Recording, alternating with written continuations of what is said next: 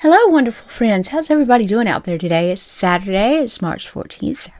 Happy Pi Day. We're celebrating the mathematical 3.4, 14, the pi, Happy Pi Day. The mathematical solution to finding a circumference of a circle. Is that what I'm doing? I think that's what I'm doing. I think that's what it is. I've lost my mind.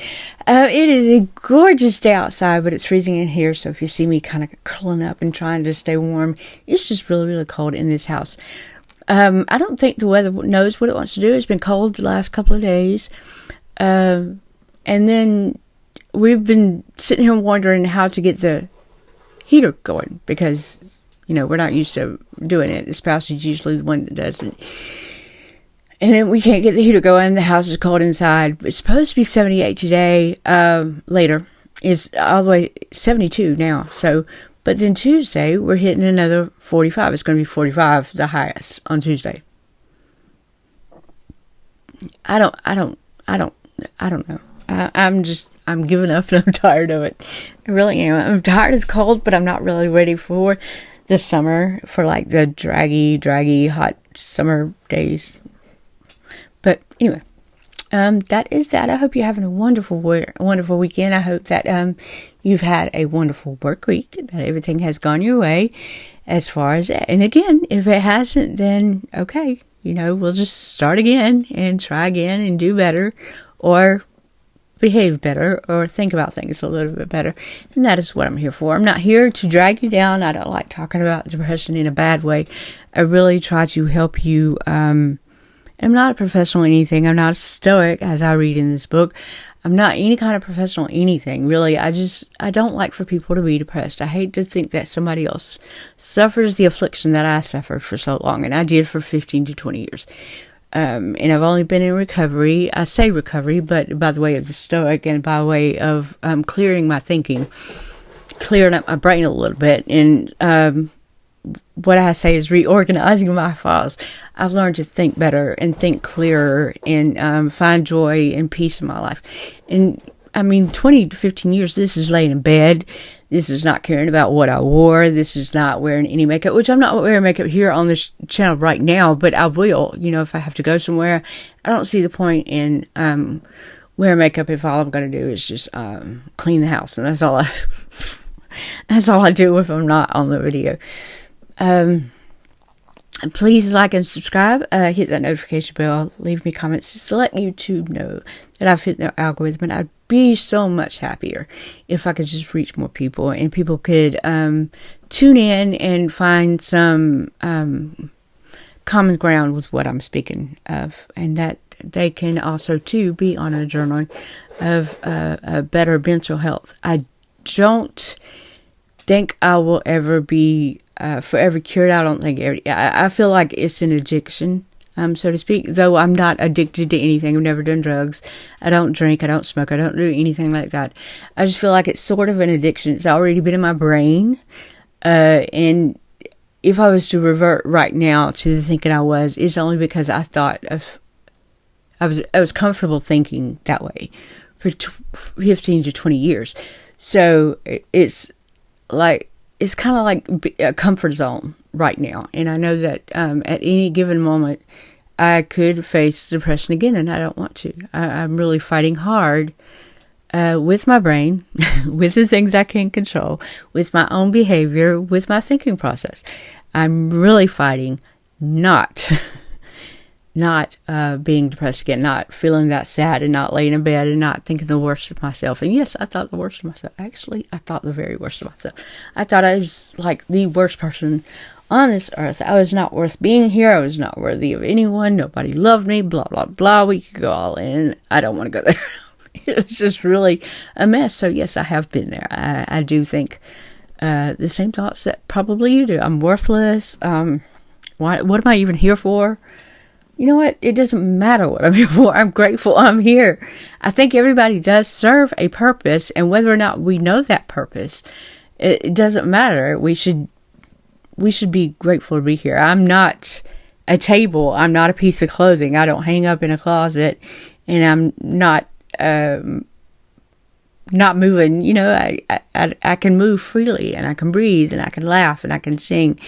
I'm grateful for that. So it doesn't matter what my purpose is. If I touch one person on this channel, which I've been able to reach a few, they've left nice little comments and things like that. If I could reach one person, then I'm good. I feel better about myself. I feel like I have completed my circle. I've completed my purpose. I've done my job, but I'm going to keep going, and I'm going to reach as many people as I can, because you don't deserve to be sad. I know you are sad. I know in your mind you are sad, but there is a better way to control that. And I do that by way of the Daily Stoic. This is it started around 500 BC. Ancient Greeks and Romans thought about this philosophy. I'm not a Stoic. I'm not a philosopher, anything like this, but I do practice these exercises. And these are the exercises that helped me to come out of my deep, dark depression, my sad days. And I think it's just the best way to do it, because I am in control of my mind. I am in control of what I do. I'm in control of my behavior. I'm not in control of the weather. I'm not in control of anybody else's behavior or opinions or thoughts or anything like that. The only thing I can control is myself. So when I control myself better, and not let my brain rule me, I feel much, much better. I feel so much more at peace. I feel joy in my life. I see the happy moments. I'm not always dreading the dark times, and the dark times weren't even there. They're not even. I'm not saying I wasn't sad. That's not what I'm saying, because I was. But I'm just saying, they weren't as sad as I was making them out to be. To not want to get up when you wake up and you're like, oh no, not another day. And you can't wake up and be like, oh, it's another glorious day. I wonder what the adventure is going to bring us today. I wonder, blah, blah, blah. I think there's a problem. I think there's a severe problem when you wake up and you're going, oh, no, not again. We're doing this again. I've been there. I know what I'm talking about. Trust me, I know what I'm talking about. So today's message on our 73rd day of the year, moving right along. Spring is coming in 6 days. Can you believe that? I feel like, well, because it's cold in the house right now, I feel like we just got over winter. But whatever. It's coming. Good days are coming. Good things are coming. The same thing I tell my daughter every day. Good things are coming. And she's really, she just had a kind of a volatile breakup. And I think I'm really proud of her, because she's already been like, I don't want his stuff here. I want to take it to him, and I want him to understand that I'm done. I'm not sitting around waiting on him. And I'm like, good for her. Good for her. Usually she's trying to hang on to every little thing.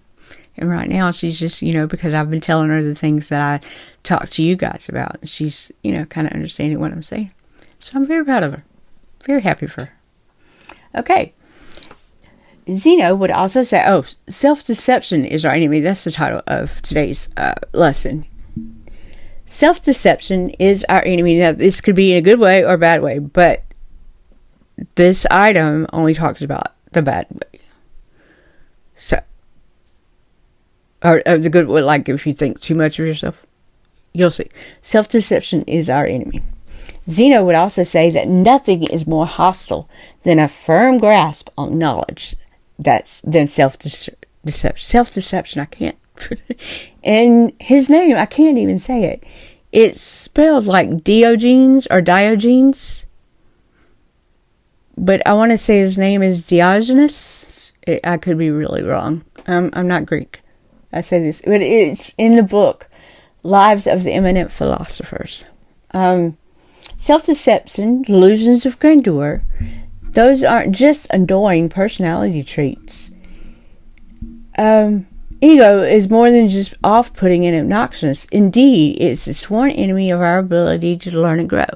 So it's saying that if you think that you're perfect in everything, the fact that you think you're perfect and not wanting to listen to anybody else because you're perfect, you're not going to have any time to grow. We know a person like this. We're not going to talk about anybody, but this person is around about the royal family. So I always picture her when they're talking about self-perception.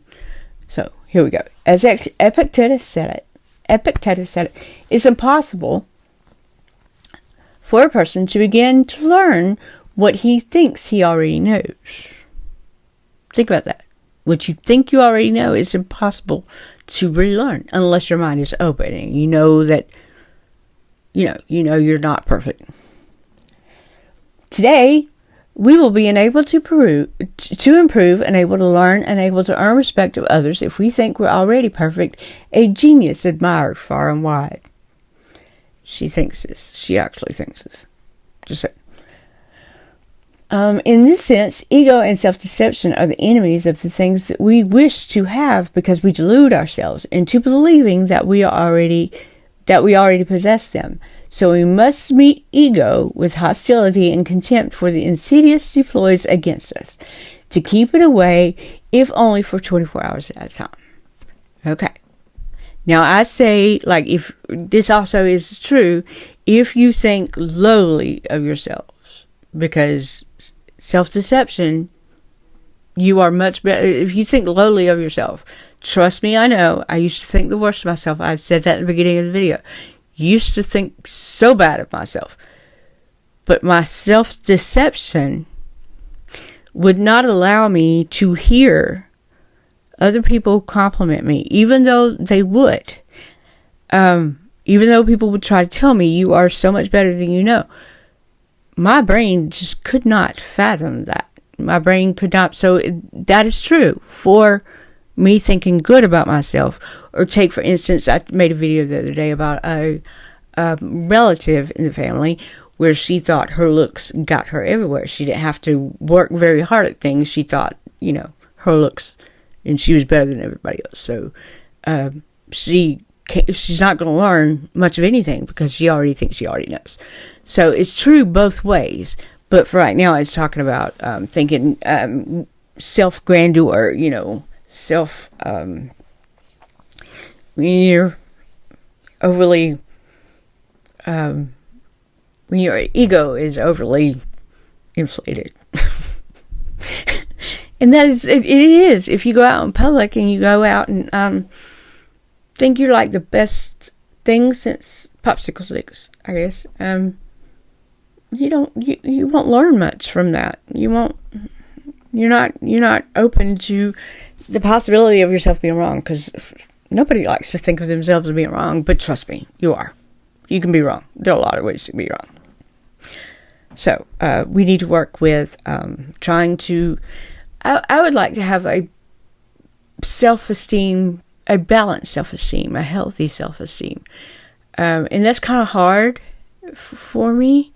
I mean, it's much better than it was. I really thought I was absolute nothing. I was less than the dust on someone's shoe. Trust me. I didn't feel good about myself. I didn't like myself at all. And it took a long time. I said 6 years. I'm in 6 years into getting well from a self-loathing, depressive state of mind. So 6 years is a long time. I'm hoping that if you decide to stick by these exercises and try to realign your brain into thinking the best of every situation, or to feel grateful, or to be comfortable in letting go of the things you can't control, I'm hoping that it takes you less time. 20 to 15 years is a long time to be upset people. It's a long time to be mad at stupid things. It's a long, my husband would say things off the wall and I would just fly off the handle. He would tell me, that my rules don't matter. How I feel does not. I've been told that so many times. How I feel doesn't matter. Because this is a house about everybody. How I feel doesn't matter. Like, wait a minute. No. I think the way I feel matters, because right now you're in a lot of trouble. But now I can, if he was to say, well, how you feel doesn't matter, I kind of understand, because he is his own person. I am my own person. A lot of times when you step into marriage, this is what caused me to be depressed, and I didn't even know it. When you step into a marriage, you don't take into account. We're kind of stuck with that Cinderella. I think all girls just inherently are obsessed with this Cinderella complex. They are like, okay, I'm going to get married, and this man's going to provide for me, and he's going to be my protector, and he's going to, even though you think, okay, I don't need a man for this and that and the other, you're still, somewhere in your brain, this man's going to be my comfort, and he's not going to, do anything against me. And he's going to protect me through everything. And then you get married and you realize that you're totally two different people, and this guy is not performing or acting the way that you think he should act. And that kind of dwindles down. It caused personal conflict. And I think that was the initial start of my depression, was that I was just very blindsided by attempting to be married, thinking that everything was still going to go my way. And my husband was like, no, nothing's going to go your way. Not unless I want it to. So we had to learn to compromise. And so, there was my 15 to 20 year battle with feeling sad and useless. And, a lot of things in between. I'm not saying it was because he was a horrible person. That's not what I'm saying. He's not a horrible person. It was just, we were two different people. And we walked into this marriage with the simple idea that everything was going to go his way, everything was going to go my way, and we had to learn to compromise. So that's all I was saying. I'm not saying he was horrible. I'm not saying I was horrible. Maybe I was horrible. I acted horribly. How about that? Can you say that? Can you agree that you have behaved so horribly towards somebody? I think I've behaved horribly towards people. I do hope you all have a wonderful weekend. It's so beautiful outside. If you're writing your journals, keep doing that. Write 3 to 5 things that you think you would like to accomplish in the day. Don't forget to check them off so your brain can go poof with the dust bunnies. And then you'll feel like you've accomplished more. You're like, oh, I'm able to get this done. I can get this done. This is cool. I am able to do the things I set out to do. And then your nightly journal is going to be like a reflection of the day. Like, what has upset you? Were you upset about the situation, or were you upset that a certain person was involved? Was a certain name mentioned? You have to be aware of that too, because a lot of times I was upset that people were involved. I wasn't upset necessarily on the actions, on the events. I was just upset that some certain person. It could have been a mixture of both. But a lot of times it was just that certain people, I was in front of certain people that I did not care for. I did not care for at all. And we have to make ourselves aware. Okay, so-and-so is going to be here, and we have to behave, and we have to set our personal feelings aside because the rest of the family needs to enjoy this situation. So I've had to talk myself into that too. Yeah, I've had. I used to feel that way about a child. I was 16, 17 years old. I just had my boy child, and this was a girl child, and I did not like for the girl child to be around me at all. And I felt so horrible. I still feel horrible. Like 30, 40 years later, I still feel, how old is he? He's 38. So I feel really bad about being that way towards a baby, a girl. But it was just one of those things. It could have been a postpartum depression type thing. It could have been, who knows. But I was just really, really ugly. I didn't mean to be. I'm telling on myself, aren't I? Yes, I am. Make sure you find somebody that you appreciate them. You tell them. Make sure that all your compliments are sincere, because people know when you're blowing smoke up their tail. They really do. People know when you're lying. They can feel it. They can see it in your eyes. Don't give anybody a false compliment. If you don't have anything nice to say, truly say nothing at all. Because, it's better to be quiet than to look like an idiot. Just say it. Sorry, my grandma came out at me right then. Your grateful journal. Write down the things you're grateful for. You'd be amazed at how many simple things that you're grateful for. I'm grateful for so many things. I'm grateful that I was able to know my grandparents. I'm grateful, that I had my brother and sister, that I was able to know people so closely related to me, that I did have brothers and sisters. Could you imagine being an only child? My mother was an only child. She didn't have the best childhood, but she was an only child. She was tossed around from this place to that place because my grandmother, the one that raised me, was not my mom's mom. She really did not care for my mom, and it kind of showed. She kind of let it show. So my mom was given to that aunt and this aunt and tossed around here and there, and it was just, it made trouble for her. I understand why she was an alcoholic, but the fact that she couldn't be responsible for her own actions after she was 18 kind of made me mad. Just a thought. Kind of understand why she's like the way she is. Oh, nobody's talking to you. It's 2:00. It's 6. Nobody asks you. If I want your opinion, I'll give it. Sorry, the real me comes out just at wrong times. Say your affirmations. These are important. You have to know that you are worthy. You have to know. You have to give yourself that worthiness. You have to give yourself compliments, because nobody's coming around and being like, hey, I like your eyes. Hey, you're an awesome mom. Hey, you're a great aunt. Hey, you're doing a great job at work. Nobody's doing this for you. So you have to do it yourself. You have to love yourself. It's self-love, people. You have to love yourself, because nobody else is going to do it. I learned that from Lisa Bevere. I read one of her books, and that was the first. That was one of the first things that I was like, hey, I don't have to feel this way. I'm relying on somebody else to come and fix me when I can fix myself. I can be my own hero. Nobody else is going to do this for me. Nobody's going to bathe for you. Nobody's going to make you wash your hair. Nobody's going to make you eat. Nobody else is going to make you drink water. You have to do these things. Self-love is the best love. Keep that in mind. Nobody's going to do it but you. There's not going to be some wild wind fairy just coming around in the air and being like, poof, everything's better. Nope. You got to do it. You got to do it. It's hard. It's some hard mental work. But it is worth every bit of it, I promise you. The smiles are worth it. Family peace is worth it. Your dignity is worth it. The dignity of other people, your opponents, as I say for the Greeks and Romans, it's just all worth it to find joy and to make all these relationships better, to all come together for the same purpose. And that's just to have fun and be happy. It is all very much worth it. I hope you're enjoying your Saturday. I say that all the time. I really hope you're enjoying your Saturday. I hope you're enjoying your weather. I want to thank you from the bottom of my heart. Everybody that has left comments, that has liked, that has did the things to let YouTube know that I fit in their algorithm. It warms my heart to know that I'm touching so many people. I'm so very grateful for all of you. But keep it going. Make sure you still subscribe. Make sure that you leave me a comment. Let me know where you're from. Let me know anything. Let me know if you suffer from any of these afflictions. Let me know if any of this is helping you.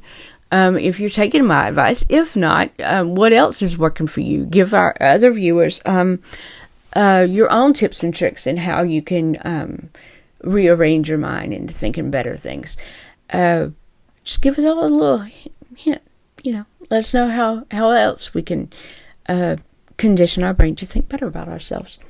And I hope that you have the rest of your weekend is wonderful. I'm thinking about going for a walk and then taking a shower. I think that's what I'm going to do. Y'all have a wonderful, wonderful day, and I will see y'all next time, I promise. Bye-bye.